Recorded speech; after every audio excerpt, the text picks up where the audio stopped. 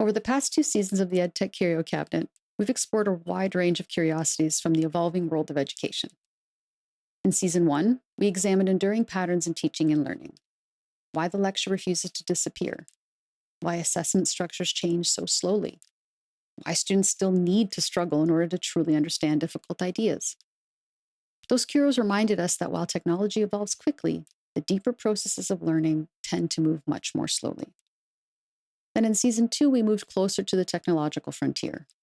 We explored the rise of artificial intelligence tutors, the changing landscape of credentials, the role of feedback and personalization in modern learning environments, and the evolving relationship between technology, authorship, and academic integrity.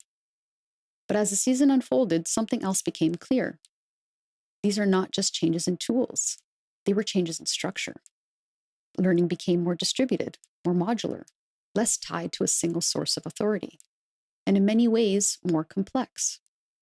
Across both seasons, one pattern kept appearing. Technology introduces new possibilities, but education systems decide how and whether those possibilities become part of learning. And now, just as importantly, they help make sense of them. Which brings us to the next set of curios in the cabinet, because education doesn't exist in isolation. It exists inside cultures, institutions, and natural systems that shape how learning happens. Different countries approach STEM education in very different ways. Some emphasize early mathematical rigor, some emphasize project-based exploration. Some rely heavily on standardized examinations, and others prioritize interdisciplinary thinking and creative problem solving. Each of these systems reflect deeper assumptions about knowledge, expertise, and the purpose of education itself. So in season three, we're stepping back from individual tools and technologies to explore a broader question. How do different education systems shape the way people learn science, technology, engineering, and math? What patterns appear across cultures? What assumptions guide these systems?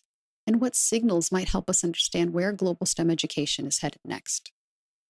As always, we'll explore these curios through four lenses: the artifact, the system, policy, or model we're examining; the pattern, what history and global comparisons reveal; the paradox, the unexpected insight hiding inside the story; and finally, the signal, what these patterns might tell us about the future of learning.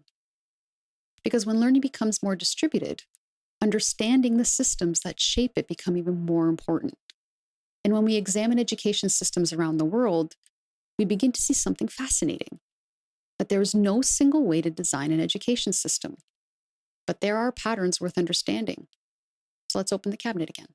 Every few years, headlines appear that seem to tell the same story. Students in certain countries consistently outperform others in mathematics.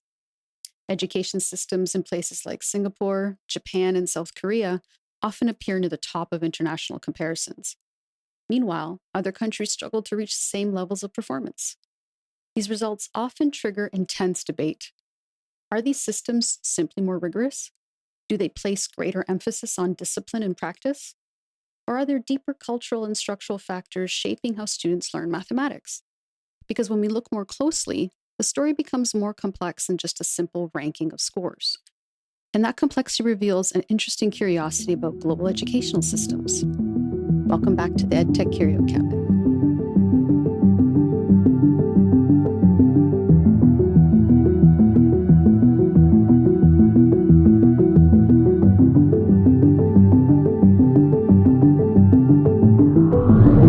Hello again, I'm Christina, the Curio Steward. Over the past two seasons of the EdTech Curio Cabinet, we've explored the relationship between learning, technology, and education systems. In season one, we examined enduring patterns in learning and teaching, from the lecture that refuses to die to why students still need to struggle. In season two, we explored how emerging technologies, particularly artificial intelligence, are beginning to reshape learning environments and assessment practices. This season, we're stepping back a little further. Instead of focusing on individual tools or technologies, we're exploring the education systems themselves. How different countries organize learning, how cultural expectations shape STEM education, and how those systems influence the way students learn mathematics and science. As always, we'll examine these curiosities through four lenses: the artifact, the system or structure we're examining; the pattern, what history and comparison reveal; the paradox, the unexpected insight hiding inside the story, and the signal, what this might tell us about the future of education. International comparisons of student performance have become increasingly visible through large-scale studies such as Program for International Student Assessment, more commonly known as PISA. These assessments offer a kind of global snapshot, comparing how students across dozens of countries perform in mathematics, science, and reading, not just in terms of what they know, but how well they can apply that knowledge to unfamiliar contexts. And while the rankings shift slightly from cycle to cycle, certain education systems consistently perform very strongly in mathematics. Countries like Singapore, Japan, and South Korea frequently appear near the top, and their consistency has made them the subject of sustained global attention. Researchers studying these systems often point to a combination of factors working together rather than any single silver bullet. Things like carefully sequenced curricula that build knowledge progressively. They have strong and highly selective teacher preparation systems and a deep conceptual focus in mathematical instruction. One influential example is the Singapore math approach, which has been widely studied and adapted in other countries. So rather than beginning with memorization, this approach emphasizes conceptual understanding first, often using visual models like a bar diagram to help students represent relationships before formalizing them symbolically. Students are encouraged to slow down, to visualize problems, and to explore multiple representations and to reason through those relationships. Procedural fluency still matters, but it comes after understanding, not before. And yet, even with all of this data and analysis, performance metrics alone don't fully explain why these systems work as effectively as they do. To understand that, we need to look beyond the structure and into culture. Across many high-performing education systems, one consistent pattern begins to emerge, one that is less about curriculum design and more about shared beliefs. Mathematics is not framed as an innate talent possessed by a select few. Instead, it is treated as something that can be developed through sustained effort, persistence, and thoughtful guidance. Education researcher James Stigler, co-author of The Teaching Gap, studied mathematics classrooms across several countries and observed striking differences in instructional culture. In some systems, mistakes are not hidden or avoided. They are surfaced and examined. Teachers guide students through problems publicly, pausing to unpack misconceptions, compare approaches, and analyze reasoning in real time. A wrong answer is never the end of the process. It is the beginning of a conversation. It's an invitation to a conversation. This approach requires patience. It requires time. And perhaps more importantly, it requires a shared understanding that struggle is not a signal of failure, but a necessary part of learning. It connects directly to something we explored earlier in the series, our Season 1 Curio, why students still need struggle. Because learning mathematics is not a smooth, linear process. It involves grappling with uncertainty, holding multiple ideas in tension, and working through that confusion before clarity emerges. And systems that normalize that kind of intellectual struggle don't just produce higher test scores, they often produce students who are more resilient, more confident, and more capable of tackling unfamiliar problems. But this raises an interesting tension. High-performing systems are sometimes viewed from the outside as highly structured and even rigid. Observers often worry that an emphasis on discipline, repetition, and mastery might come at the expense of creativity.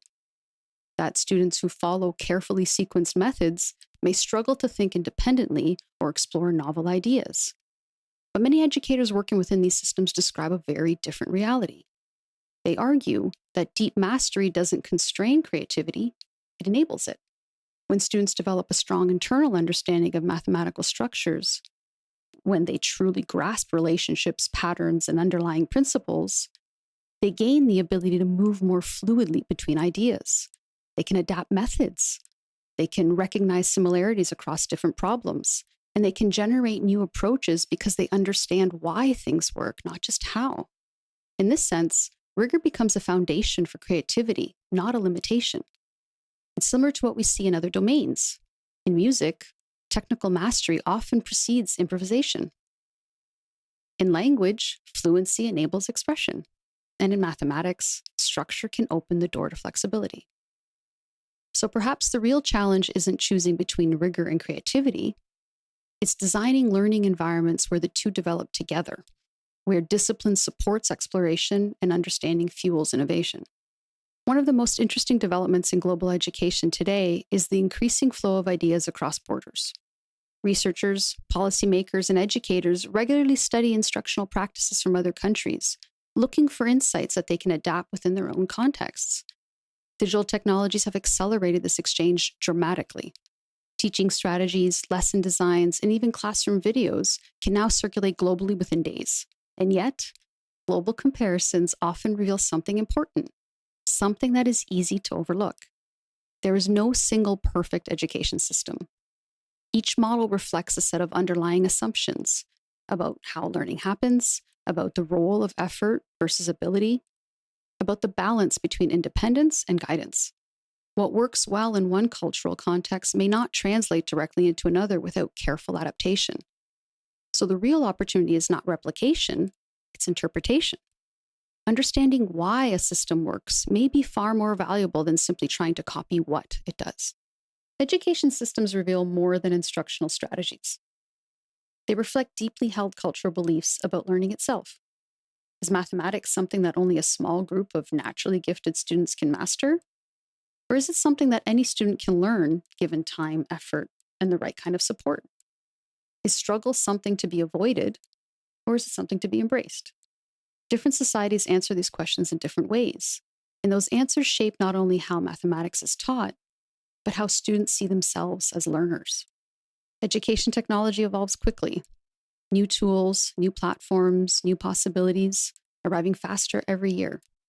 But the patterns of learning, the beliefs, the expectations, the ways we make sense of effort and understanding, those change much more slowly. That's why we keep the cabinet open. Thanks for exploring the EdTech Curio Cabinet.